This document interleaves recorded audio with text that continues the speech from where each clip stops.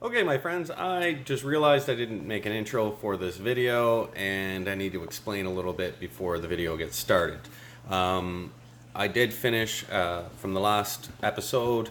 There, I was putting the motor into the buggy and all of that, and I had a bunch of issues with bearings, and the motor just didn't have enough oomph to get it going, right? So I decided to go out and I found a very cheap 1986 Yamaha or Kawasaki Ninja 600R. The motor was in good running condition. It needed a little bit of TLC and stuff, but it only had 20,000 K on it, so very little. So I decided to switch that and move on to this Kawasaki Ninja motor. And for some reason, the video that I took of the bike when it was all together and taking the motor out and all of that stuff is somehow corrupt, and I can't show that part. So we're going to continue on right now at me pulling the motor out of the bike, and it's now sitting on the ground. I had to diagnose it. I had some grounding issues. It was just a simple thing why I wasn't getting spark, so I fixed that. And now we're at this point, so we'll continue on with the video here. Okay, my friends, I have now got the motor out of the Kawasaki Ninja. I got it running before I took it all out, just to make sure that I had everything right and all the wiring was right. I had some grounding issues. Took about 3 or 4 days to diagnose what it was. But I was able to do that, and now I've got the motor out, completely out of the chassis. It wasn't too hard, actually. Once you pull the wiring harnesses out, it's just, I think it's maybe 8 bolts, and you can drop this thing right out the bottom. So it does have a few issues. The oil pan leaks, so I've ordered gaskets for it. There is the clutch slips, so now I've got to do the clutch on it. I've ordered all the discs to do that. Hopefully the metal plates are good in it, or the steel plates I should say, and then I just ordered the actual plate, so not the whole kit. So I'm going to do that before it goes into the buggy. So right now I've got to take the other motor out of the buggy, get this thing prepped, and get motor mounts built for it and all of that. And I've got to pick up a 1-inch bore sprocket to put on to the bike on where the secondary clutch from the snowmobile was, so that I can run this off it. So I've got alignment issues to deal with and all of that. So that's the next thing I'm going to do. And once I get this, we get to the point of putting this back in, I'll come back and I'll show you working on the motor mounts and getting everything else prepped. Okay, my friends, we got another package for the bike. Been waiting for a bunch of parts to come in. Now that the engine's ready, and I need gaskets and all of that stuff to come in first before I can go ahead and get the motor mounts done for the engine and stuff. So I ordered up some more parts. We're still waiting on some more stuff, but we'll get this one open and see what we got.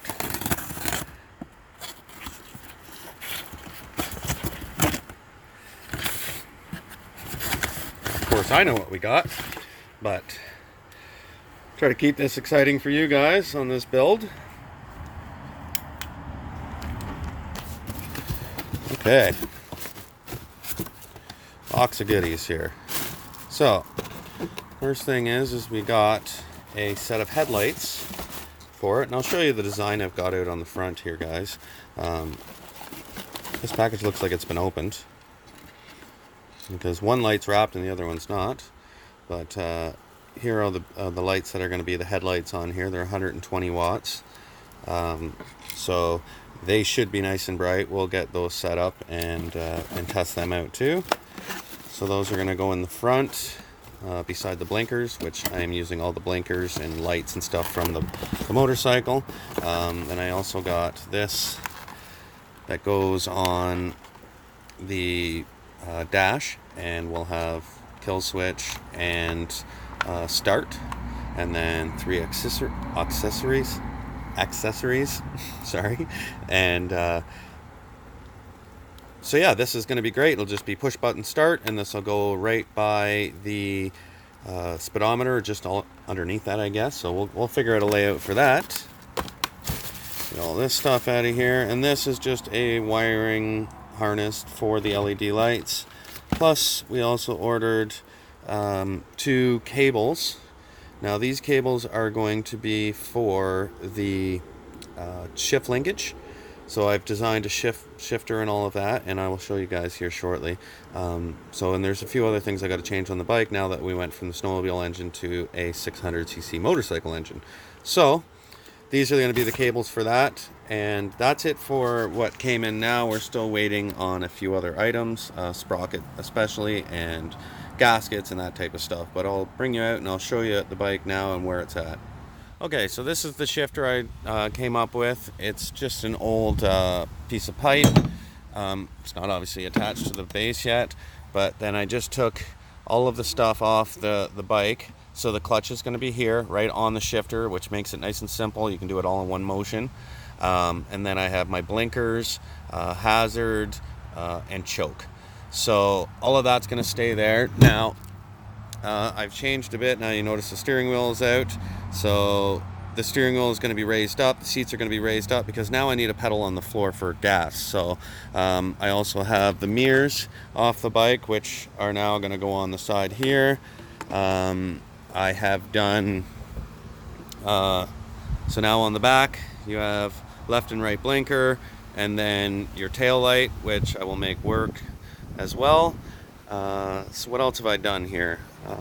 So other than that, I haven't really done too much. The other engine's out of the rear end now, so I'm just waiting for, like I said, the gaskets to come in. Once those are done, then the motor will be mounted. I'll put the new sprocket on. I got a 53 tooth sprocket coming, so it's going to go from 15 to 53 tooth. So that should be enough gear reduction to get this thing going, no problem. Yeah, and like I said, I'm going to raise up the seats and all of that. So I'm going to work away here, guys. I'm redesigning a whole new front end, so there's going to be pipe coming out here and across with headlights and blinkers, and then this is all going to be skinned. So I do want to try to make this thing as nice as I possibly can.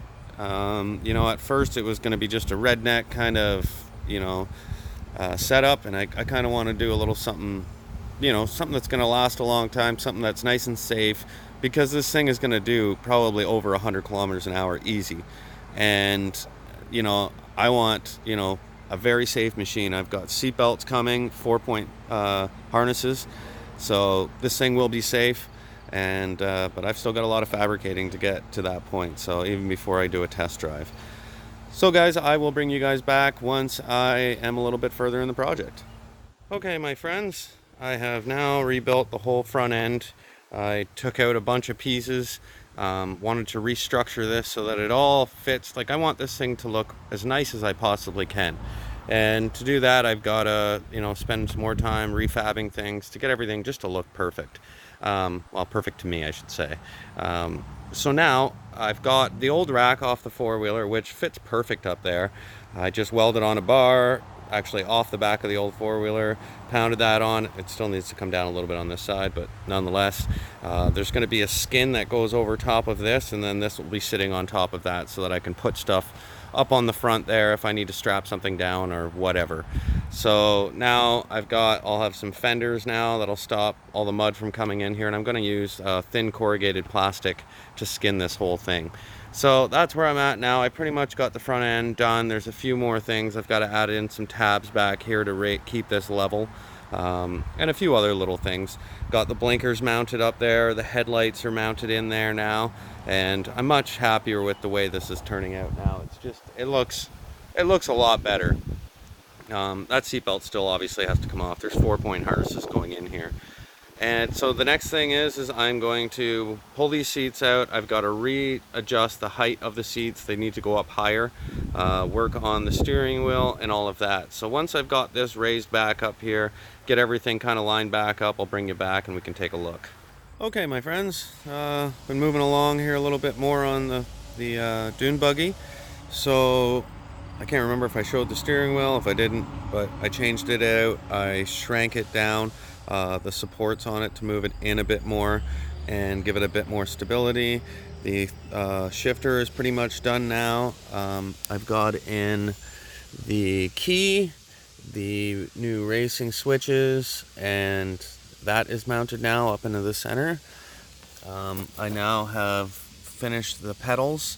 I made these myself, obviously, and I'm going to put ice and water, what you would put on like a rooftop. That's what's going to go on the floor in here too, just to make it not slippery. And same as on these pedal fronts here, just to make it so that it's has a little bit of grip. And then I've got the throttle there. Well, it's obviously not hooked up because the motor's not in there. And then I have a brake master cylinder that's coming, that will come off here and out the back for the brakes there. So I've also got the harnesses now installed. I've had to weld on some tabs here for them to go on, and then back through the back there and mounted along the back. So yeah, it's really coming along. I'm happy with the way it's turning out. Still got to get this all skinned and all of that too, so I've got to wait for some material to come in. My gaskets and stuff should be in tomorrow, which will all be included in this video, or I actually might upload this part and then do a video on doing the clutch and all that stuff on the bike. So still trying to get the sprocket on in behind here, the 53 tooth sprocket. This is what I'm working on right now. I've got to bring this sprocket down into the inside here, cut a slot where the chain is going to run through this aluminum here, get all the mounts done.